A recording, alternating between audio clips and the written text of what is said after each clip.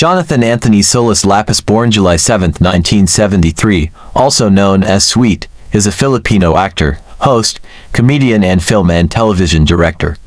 John Lapis is the son of showbiz columnist Jojo Lapis.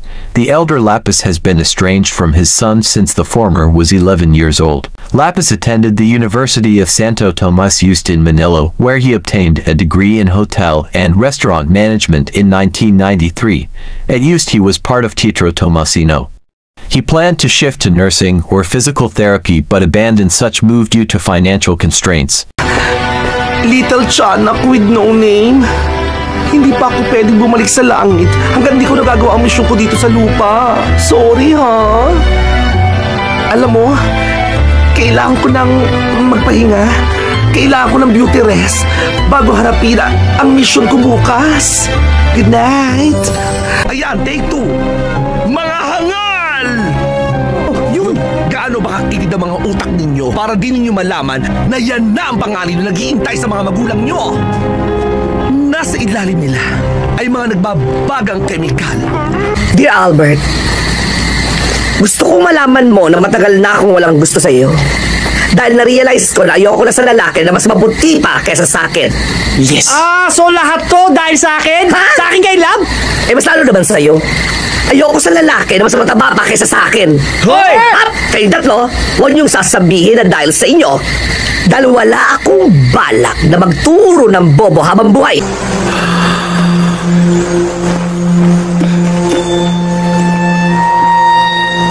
Suot mo, Tutol.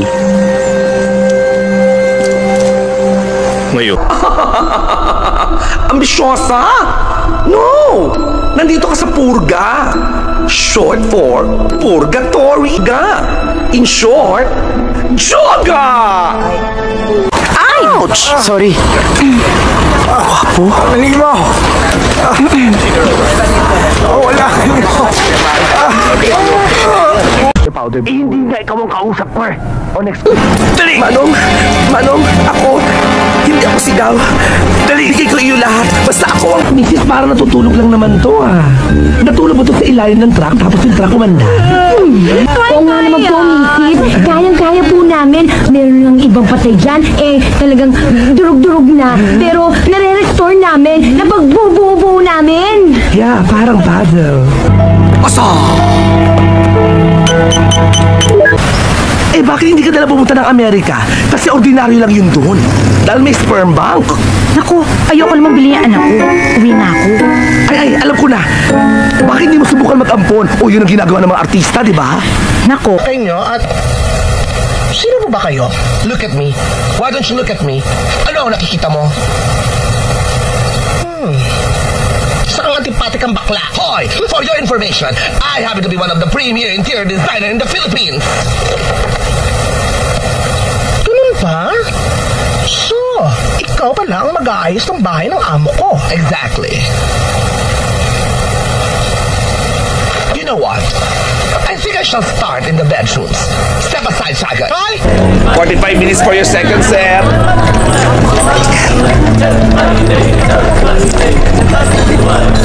May kliyente ako na empresado sa iyo, Marlon. Handang magbayad ng malaki. Isang buwang sahod mo rin yun. Sabi na lang po. Ako ba ako nagpapaalam sa iyo? Si Atty. Andrade ang kliyente ko. Kaibigan ng alkalde yun. Kapag yun di mo pinagbigyan. Yun, Patrick. Nalilito na kasi ako sa inyo. Ang dami-dami yun na. Sige na. Siya nga pala, Nay. Nag-text ang tatay. Oh? Bakit daw? As usual, ang hihingi na naman ng pera.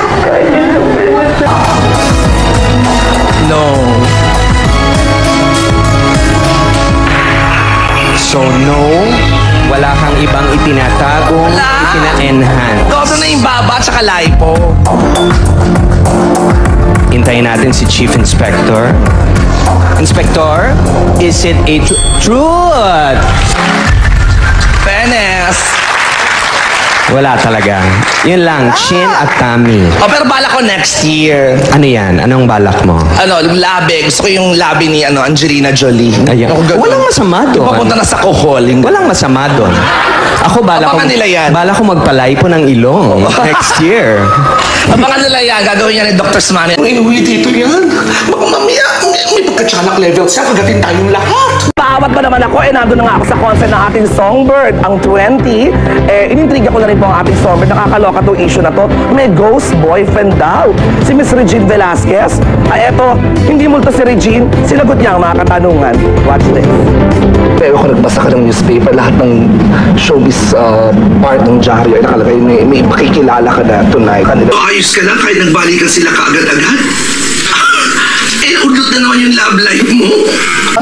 In fairness sa mga babae, magaganda ang mga bruha. Kailangan kakapal ng make-up. Allergic? Kami allergic ba? Ito talaga napaka-konsentidor. Hindi na nga tinanggap ng anak ko. Hindi na kami natatakot sa'yo dahil wala kang kwenta! Dahil binonggahan mo ang shoot, may mga naiisip pa ako mga bagong pakulo para sa neck.